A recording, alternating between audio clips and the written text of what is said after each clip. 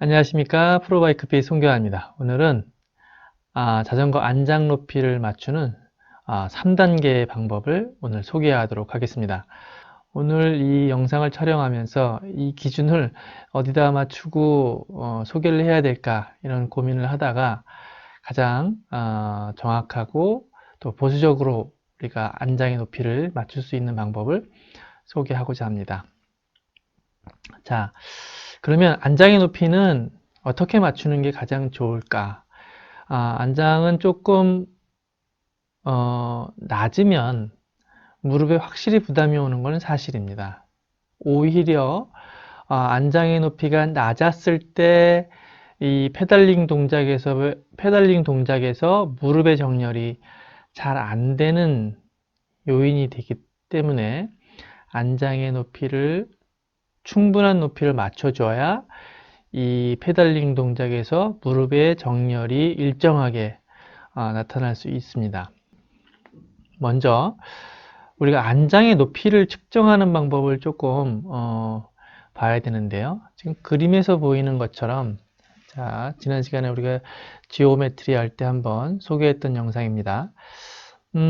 안장의 높이를 오늘 정할 때는 보통은 많은 분들이 안장에서부터 이 바닥까지가 안장의 높이라고 생각하시는 경우가 있을 수 있어요.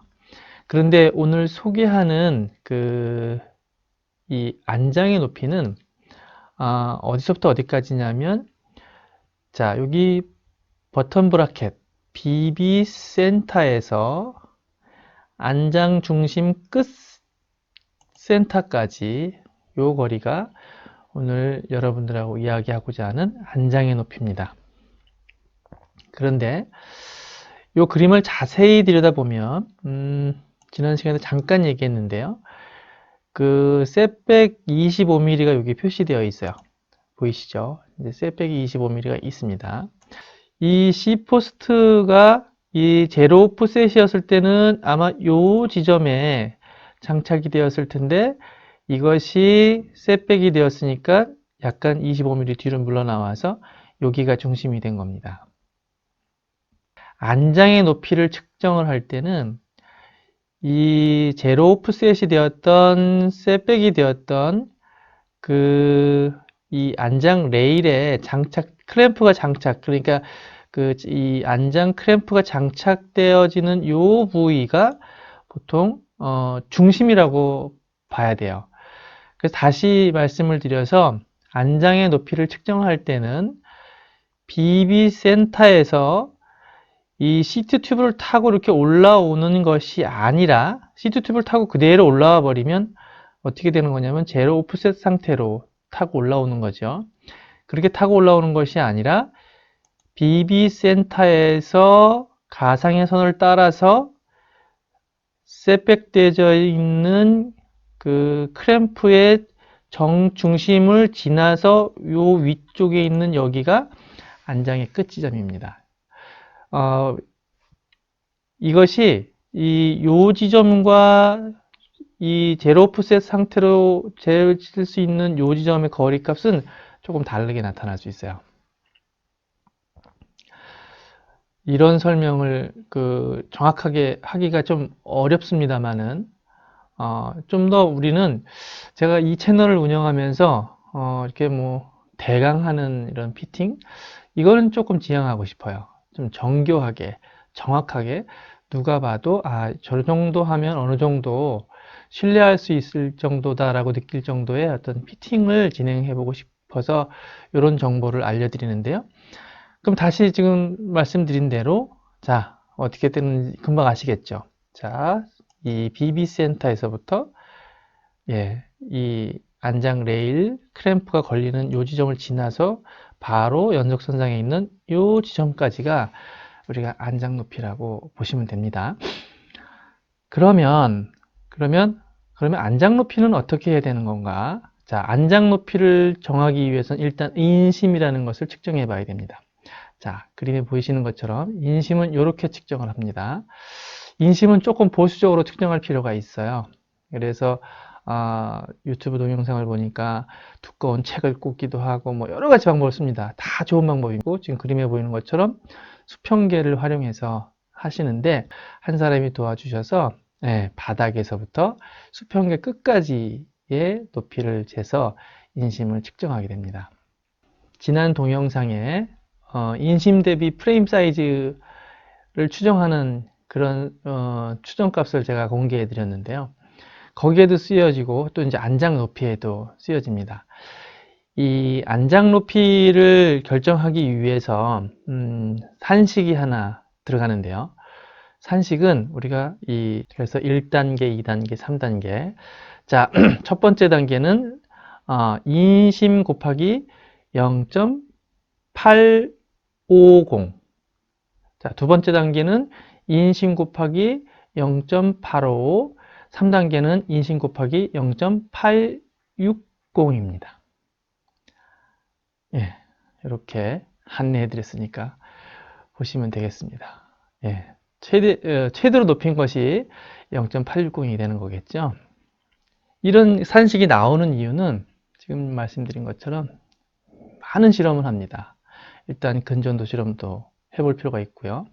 또 이 페달링 할 때 이 토크 값을 측정해 보기도 하고 해서 가장 효율적인 높이와 안장 포지션은 어디인가를 찾다가 나오는 값이기 때문에 여러분들이 그대로 신뢰하셔도 됩니다.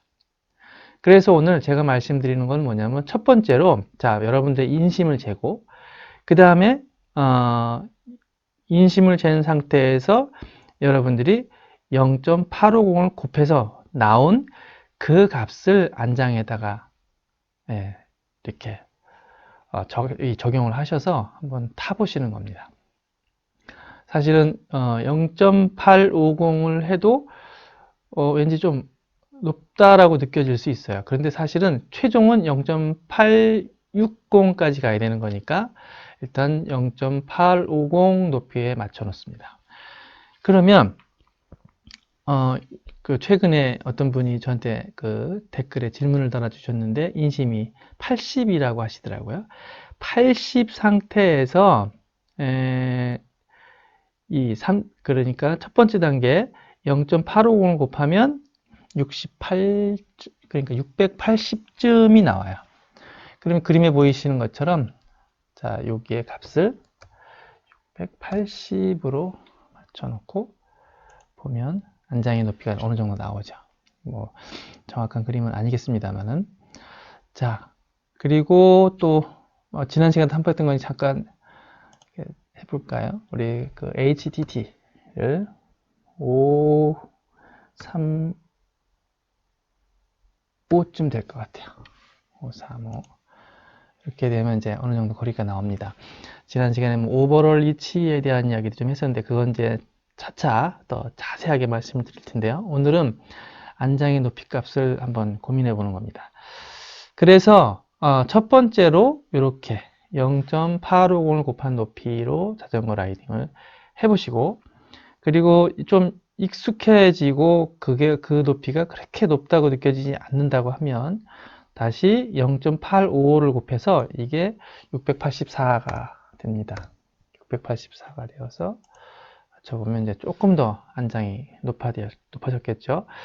그리고 좀 타보시고 그 다음에 최종적으로 688까지 이게 이제 0.860을 곱했을 때 나오는 그 높이 값입니다. 그러면 무릎의 각도는 어떻게 되는 건가요? 라고 이제 질문할 수 있죠. 무릎의 각도는요, 이 안장 높이가 적정한 높이로 올라서면 무릎의 각도는 자연스럽게 맞춰집니다. 그리고 또 하나, 이제 제가 페달링에 대한 이야기를 아직 하지 않았어요. 페달링을 하는 것이 가장 이 피팅의 핵심이거든요. 왜냐하면 페달링이 적절하지 않으면 이 페달에 걸리는 토크 값이 효율적으로 나오지 않기 때문에 페달링을 할 때 뒤꿈치의 포지션이 좀 달라요.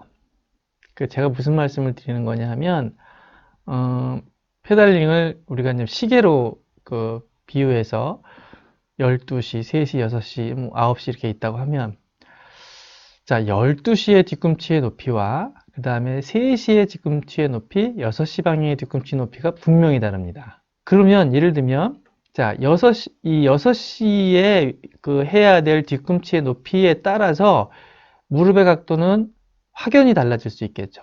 왜냐하면 만약에 페달이 지금 그림에 보이는 것처럼 6시 방향에 갔을 때 만약에 뒤꿈치가 아래쪽으로 뚝 떨어지면 무릎은 펴질 거고요.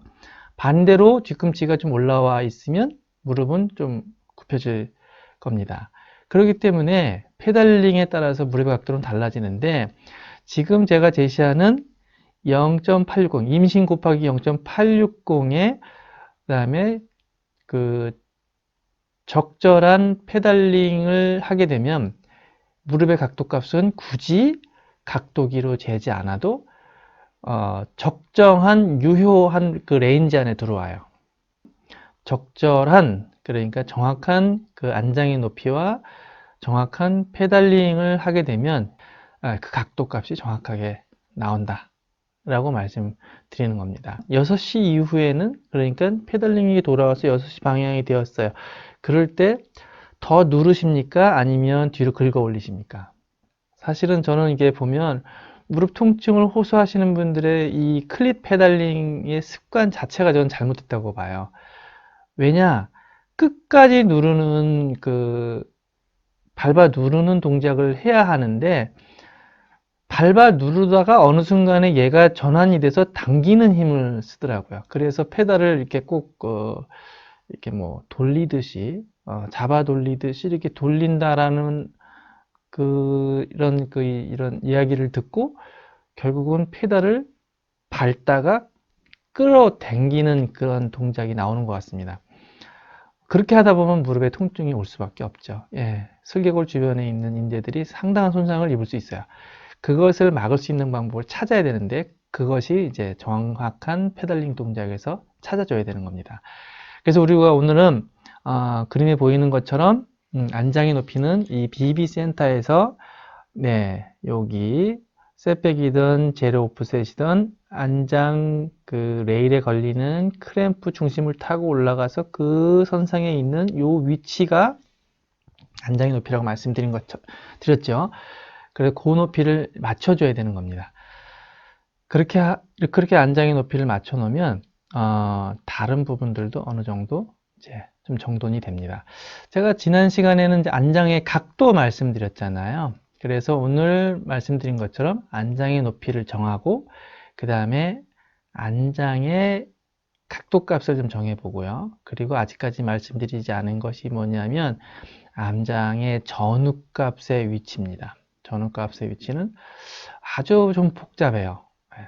어떤 분은 그냥 지난 시간에 제가 한번 지난 영상에 소개했었던 그 KOPS만 가지고 그냥 정할 수도 있겠다라고 하지만 그것보다 조금 더 복잡합니다. 그래서 제가 조금 이렇게 망설여지는 부분이 있어요. 이것을 어떻게 설명을 드려야 좀 더 쉽게 이해할 수 있는가 이런 고민을 좀 해보고 있습니다. 그래서 안장의 높이를 정하는 것은 그리 복잡하게 생각할 필요 없고요. 단순하게 정말 많은 연구, 많은 임상을 통해서 만들어진 이 산식을 가지고 지금 말씀드리는 안장의 높이를 정하는 방법을 쓰게 됩니다. 안장의 높이를 조절할 때는 그 C포스트 크램프를 조정해 풀고 조이고 해야 되는데 주의해야 될 건 다 아시죠? 거기 토크값 있는 거. 그래서 좀 자가 피팅을 하실 때는 토크렌치 정도는 하나 이렇게 좀 준비해 주는 게 좋을 것 같아요. 자, 오늘은 또 좀 복잡한 이야기지만 안장의 높이에 대해서 말씀드렸습니다. 결국은 안장의 높이가 또 무릎의 통증과 그 다음에 라이딩의 효율과 아주 밀접한 관계가 있기 때문에 이 부분 여러분들 잘 봐주시고 한번 시도해 보시기 바랍니다. 자, 감사합니다.